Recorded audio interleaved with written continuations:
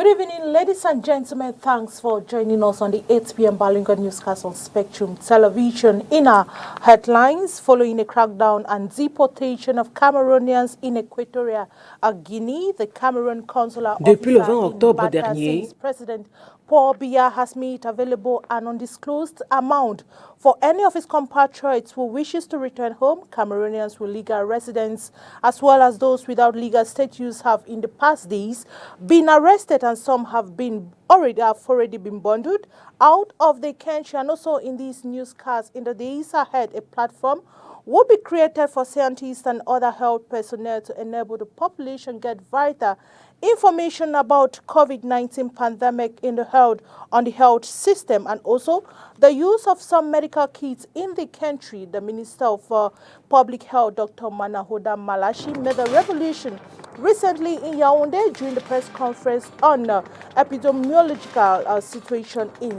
Cameroon. Details, this and many more in a while. Thanks for joining us. It's at 8 p.m. here in the city of Douala. Ladies and gentlemen, you're watching the Balinga newscast on Spectrum Television. We'll begin in the French language with you, Oriane. Bonsoir. Good evening, Catherine Koné. Mesdames et messieurs, bonsoir et bienvenue au journal. Le président du Conseil régional du Sud, à la tête d'une forte délégation comprenant le bureau du Conseil et le maire de Mvangan, ont rencontré ce 26 octobre 2022 le ministre de l'Agriculture et du Développement rural.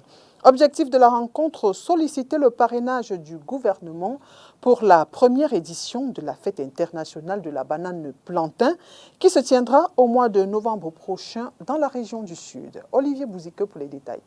Les villes de Bolova et Vangan, dans la région du Sud, accueilleront du 30 novembre au 2 décembre prochain la première édition de la fête internationale de la banane plantain organisée par les principaux acteurs de la filière. À quelques jours du kick-off, le président du Conseil régional du Sud, à la tête d'une forte délégation comprenant les membres du bureau du Conseil et le maire de Vangan, grand bassin de production de la banane plantain et cacao, sont allés à la rencontre du ministre de l'Agriculture et du Développement rural.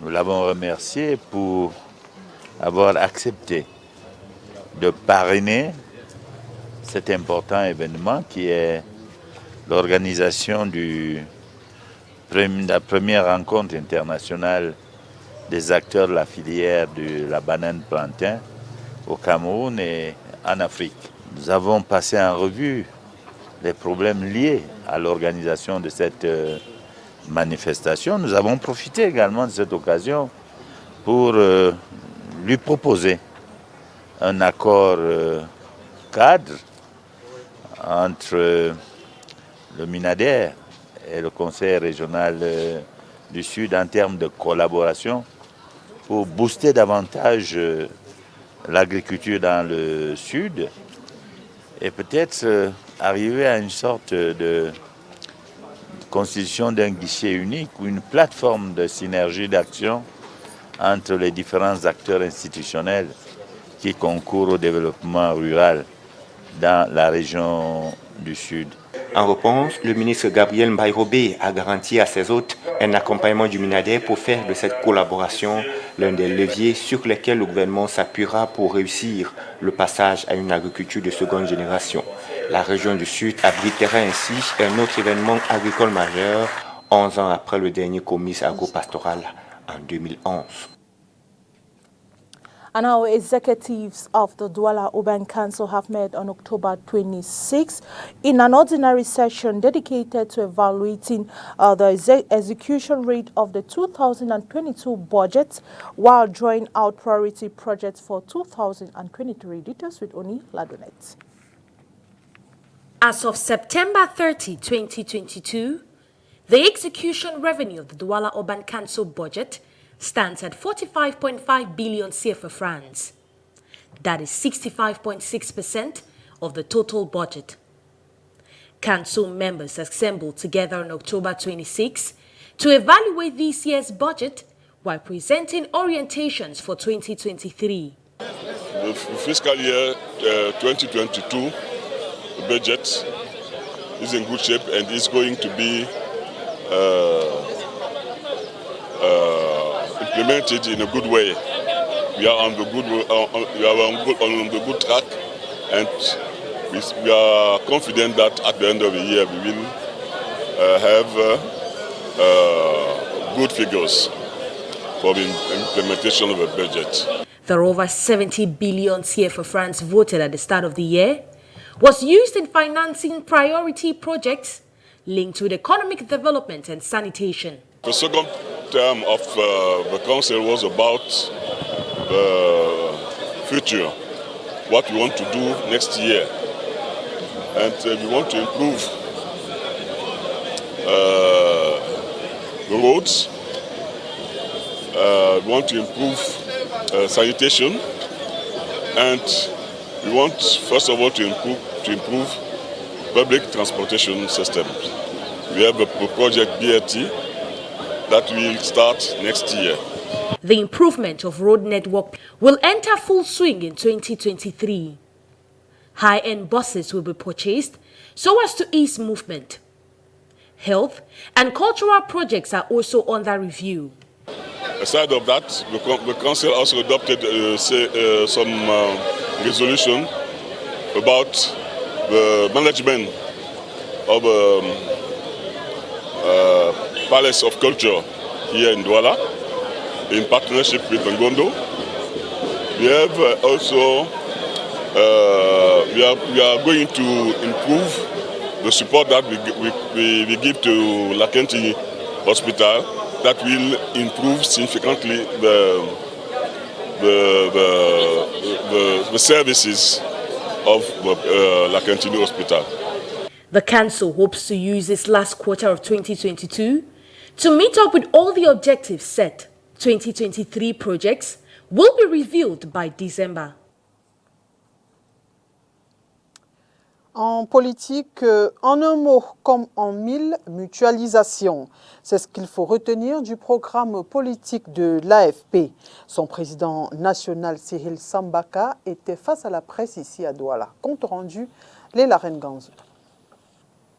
Cyril Sambaka, président national de l'Alliance des forces progressistes, appelle à la mutualisation des forces pour remettre le Cameroun debout.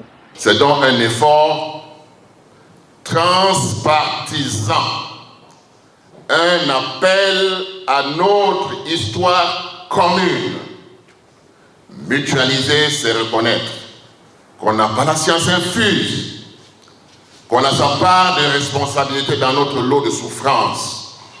Loin de ce manichéisme qui consiste à redistribuer les bons et les mauvais points et à se mettre ensemble pour rechercher les solutions.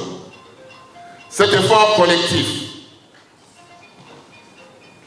invite et incite à l'humilité, à la tolérance et au partage, valeurs cardinales pour créer une dynamique populaire puissante, capable d'insuffler à notre maison un nouveau souffle.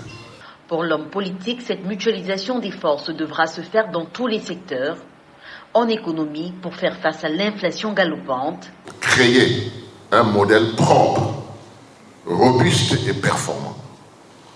Une économie de production capable d'assurer notre autosuffisance dans les secteurs essentiels, afin de nous prémunir des affres de la spéculation et des fluctuations du marché international. En politique, pour parvenir à des élections consensuelles garantissant une véritable stabilité des institutions. Mutualisation des forces du changement, de l'opposition comme du pouvoir. De l'opposition comme du pouvoir, afin de parvenir à une réforme du code électoral actuel, plus de transparence aux élections, une mise en application de l'article 66 de l'actuelle Constitution pour limiter l'enrichissement illicite des fonctionnaires, une réécriture de notre Constitution conforme aux aspirations du peuple camerounais, y compris la modification de la forme de l'État. Je dois vous rappeler que l'AFP est pour le fédéralisme. L'éducation, la culture, la sécurité avec les crises dans les régions du nord-ouest et du sud-ouest font également partie des points saillants contenus dans le programme politique de l'AFP. L'AFP s'engage à poursuivre son objectif de mutualiser des Camerounais dans le but de trouver une solution durable à nos problèmes suivant le plan d'action suivant. À court terme, nous organiserons une campagne d'adhésion massive à notre formation politique, permettant à tous nos compatriotes qui se reconnaissent en nos idéaux de gagner nos rangs pour un changement positif de notre pays. Nous envisageons une communication de proximité auprès des Camerounais d'en bas, ceux-là qui sont la véritable image de notre pays et qui peuvent seuls dire exactement dans quelle direction aller. Face à la presse ce mercredi, le parti dirigé par Cyril Sambaka, l'Alliance des forces progressistes, a présenté son projet politique pour le Cameroun, projet dont la substance est bâtie autour du rassemblement des forces d'alternance. Promotion de la santé communautaire, les maires du Cameroun sont réunis depuis ce 26 octobre 2022 à Yaoundé afin d'échanger sur leur rôle dans le développement de la santé en communauté. Les échanges présidés par le ministre de la Santé publique connaissent la participation des partenaires, notamment l'OMS. Olivier Bouzik. Sensibiliser les maires sur leur rôle de promoteurs de la santé communautaire, tel est l'objectif principal visé à travers cette réunion nationale de plaidoyer présidée par le ministre de la Santé publique. La santé communautaire n'est pas que le domaine réservé du ministère de la Santé. C'est une santé qui devrait pouvoir embrasser l'ensemble des acteurs d'une communauté. Et donc, en ce moment précis, nous avons mis un accent particulier sur la santé communautaire parce que c'est là que tout se joue en réalité. On a adossé cela à la viabilisation des districts de santé parce que 80 à 85% des demandes en soins peuvent se régler à ce niveau. Ça fait qu'en réalité, si nous avons viabilisé le district de santé, on aura moins d'engorgement dans nos formations sanitaires de deuxième ou de première catégorie, comme nous le voyons aujourd'hui. Ainsi, le rôle du maire dans la promotion de la santé communautaire doit être renforcé et davantage matérialisé sur le terrain. Et cela devrait être, selon les experts, par des actions concrètes, notamment la mobilisation des ressources financières, humaines, matérielles, le recrutement, la formation des agents de santé communautaire, la promotion de l'hygiène et la salubrité, entre autres. Le nouveau plan stratégique du ministère de la Santé et des partenaires que sont l'UNICEF et l'OMS interpelle les communes et nous voulons jouer pleinement notre rôle en tant que collectivité et que ce soit les ressources en termes matériels, humaines ou financières allouées à ce secteur de la santé, que la commune soit au centre et avec tous les autres partenaires techniques pour que le Camerounais vivant à la base sente qu'il est véritablement encadré au niveau de la santé. C'est ça qu'on appelle en réalité le bien-être. Un groupe de travail dédié aux maires sera mis sur pied à l'issue de ces travaux et qui aura pour mission de veiller à l'accompagnement effectif du gouvernement et des élus locaux dans la promotion de la santé communautaire. And now the Public Health Minister, Dr. Manahoda Malachi, in a press conference in Yaoundé, gave details on the COVID-19 pandemic and epidemiological situation in Cameroon. Let's take a listen to him. Amen. I cannot end my speech without announcing the holding of the first month and the fourth forum of the management of public health emergencies and events that Cameroon will host from 31 October to 11 November 2022. This meeting of international and nationalist aspects in the management of public health emergencies will be an opportunity to share with the national and international scientific community the achievement of the COVID-19 pandemic in strengthening our health system.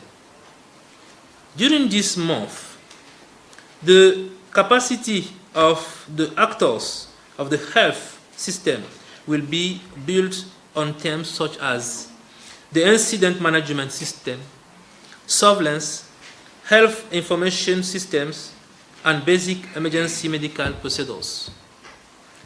In order to effectively fight against the epidemic, let us remain united and continue to scrupulously observe the measures enacted by the government and World Health Organization. So as our head of state, His Excellency Paul Biya says always, let's protect ourselves. Let's protect our community. Let's protect our country. Anyway, let's protect others. Together, let's stay alive. God bless Cameroon.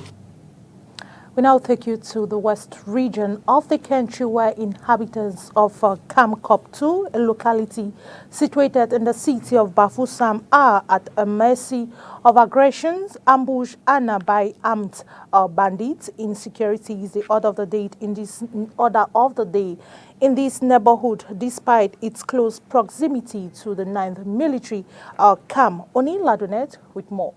Sleep has evaded the eyes of inhabitants in Kankop 2, a neighborhood in Bafoussam, West region of Cameroon, as a result of insecurity caused by constant aggression and ambush on denizens. From stores and houses being forced in, to motorcycles and other valuable properties stolen, inhabitants continue to live in fear. In the night of Friday breaking Saturday, I woke up to see that the door of my store had been forced open. I had 2 bags of potatoes. They made away with that one. When I came back home one night, while getting ready to enter my house, I heard a voice from behind. I called the person, held his dress, but unfortunately lost my balance and fell. In the course of getting up, he threw his machete at me, but I escaped him. I was at home sleeping when a father came to wake me up saying he saw part of my shop open. When I came to see, I noticed robbers had made it with every goods, including my motorcycle. This breach is one of the epicenters of the numerous ambush staged by armed bandits. When victims are robbed, he or she is taken to the bush around and stripped of his belongings. We have lived in insecurity right to the point where you could hear houses were being robbed during the night, but they changed their system. Now they use motorcycles to stalk you. You would think it's ordinary, while it isn't. The last person they robbed, he locked his shop, and upon going home, he met a bike which had armed robbers on it. They took all his properties. Un petit m'ont stoppé et courait devant moi. Je me suis arrêté maintenant. I was stopped by a boy running after me, so I decided to slow down. Others came out and stood in front of me with machetes. Behind me, I heard the sound of a gun being loaded. They threw me off the bike with their machete. Thank God I was saved. They wanted to kill me. I kept begging for them to spare my life and take everything, including the bike. But they were stubborn. They cut my hand while trying to stab my neck. Il prend simplement la moto et me laisse. Il ne voulait pas comprendre. Ma main c'est là, c'était le côté que voulait me poignarder sur mon cou. The presence of the gendarmerie station located around and numerous authorities residing in this area poses no scare to robbers, with inhabitants bearing the consequences in silence. The courageous ones call on authorities in Kankop to take action so as to curb insecurity. La situation des ressortissants camerounais en Guinée équatoriale reste inquiétante. Contre leur volonté, ils sont de plus en plus raccompagnés aux frontières par les forces de l'ordre de la Guinée équatoriale. Cette expulsion s'inscrit dans le cadre de l'opération de contrôle et de rapatriement des étrangers en situation irrégulière. Makedali Dignotion.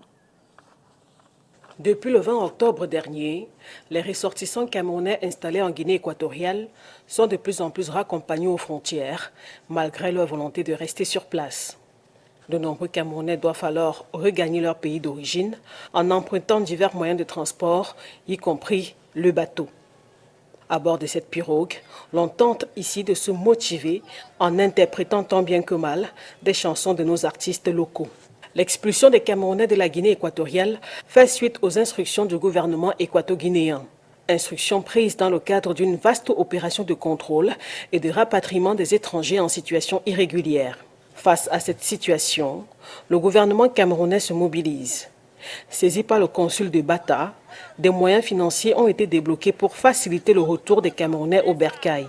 Le retour va se faire par vagues. Les premiers rapatriements volontaires sont prévus ce samedi 29 octobre et concernent particulièrement les ressortissants camerounais qui n'ont pas de biens à transporter. On parle culture à présent, Kodamboa, qui signifie l'amour de la patrie. C'est le thème 2022 de la fête culturelle Sawa, le Ngondo. Selon Sa Majesté James Frédéric Isaka Ekwala, le président en exercice du Ngondo, cette édition 2022 sera une édition complète après 2 années de demi-Ngondo, ce sont ses dires, dû à la pandémie du coronavirus. Je vous propose à présent d'écouter Sa Majesté Frédéric Isaka Ekwala, le président en exercice du Ngondo, s'exprime au micro de Julie Pau. Effective du Ngondo pour cette année qui a pour thème Kodamboa, c'est-à-dire l'amour de la patrie. Je pense que le Ngondo n'avait pas pour ambition pour cette reprise d'activité de faire quelque chose de particulier. L'arrêt que nous avons connu, le léger arrêt que nous avons connu pendant un temps, nous fait repartir. C'est-à-dire, nous partons du principe qu'on ne doit pas mépriser les petits commencements, c'est un nouveau commencement pour le Ngondo. Et nous comptons sur vous pour que vous puissiez en faire une large diffusion, pour que les enfants de la côte puissent se réunir en grand nombre pour pouvoir célébrer la grande messe de l'eau. Je profite pour vous remercier pour toutes vos questions, particulièrement pour cette question qui concerne l'ouverture aux autres cantons qu'on n'a plus l'habitude de voir dans les fêtes du Ngondo. Sachez que, comme le secrétaire général vous l'a dit, un travail est fait pour que le Sawaland puisse retrouver sa grandeur. Donc nous travaillons de notre côté, c'est Dieu qui permet que les choses puissent se faire. Donc si Dieu le veut, je pense qu'on sera plus nombreux qu'à la coutume. Now, after failing to get all their money from copyright, artists have assembled to find out ways through which their dues can be reclaimed from the National Society of Musical Acts, SONACAM. Details with Oni Ladonet. Constantly being deprived of their royalties, these artists are here to fine-tune strategies to obtain their dues from the National Society of Musical Arts, SONACAM. Everyone knows what's going on today about the money that some of our colleagues recovered from some companies, and the money that's supposed to go to artists, and it didn't go to the artists. So a lot of artists are complaining, people are crying. That's why I called as a head of the association, the Ramka Association, I call other associations to sit down and artists to sit and discuss what shall we do. Because we can complain, but what are we going to do? Just like any other institution in Cameroon, these creatives are requesting for their status.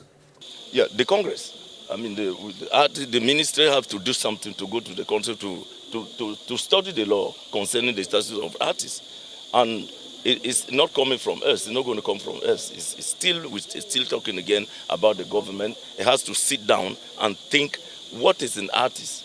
When you say I'm an artist, what's an artist? We don't have no status, and it has to be studied like everyone else, like the lawyers, like the journalists, like everyone else. The conflicting opinions amongst them has been identified as one of the factors delaying their cause. Reasons why this consultation is important to unify their voice. The problem we have here, we have different clans because people are behind the scene.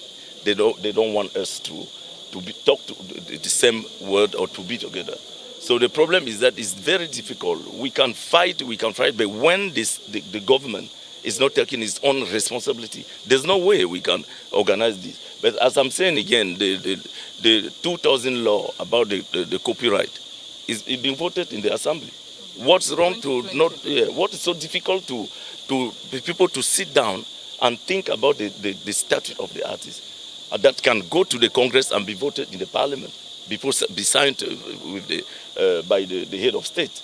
While other musicians are threatening to stage a strike action by October 28, a group is out to call on the attention of government to their situation through peaceful meetings.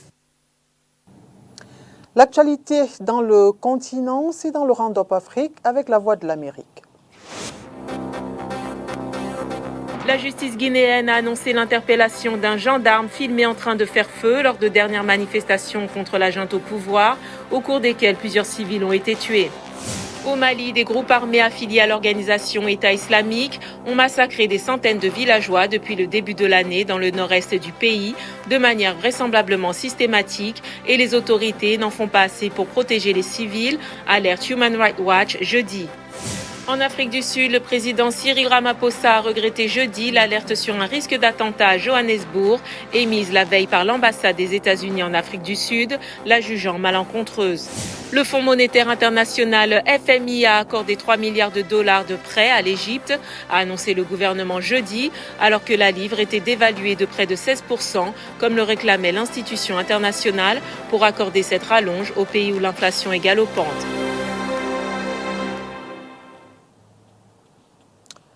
On parle sport football dans cette note. Le championnat professionnel MTN Elite 2, initialement programmé le samedi 29 octobre 2022, reporté à une date ultérieure. C'est la substance d'un communiqué du secrétaire général du Conseil transitoire du football professionnel. Le nouveau chronogramme des activités de ce championnat et le nouveau calendrier des rencontres seront publiés dans les plus brefs délais, précise le communiqué. Et voilà qui met un terme à cette édition d'information. Mesdames et messieurs, merci d'avoir été des nôtres et bonne suite des programmes sur Spectrum Télévision. Bonne soirée, Catherine. Thank you very much, Oriane Donke, and to you viewers, thanks for watching the 8 p.m. Balinga newscast of Spectrum Television. Take a rendezvous tomorrow at 8 p.m. with Oni Ladonet and Ines Panga for the Balinga newscast. Wishing you a blessed day in the company of our programs till we meet again. Good night.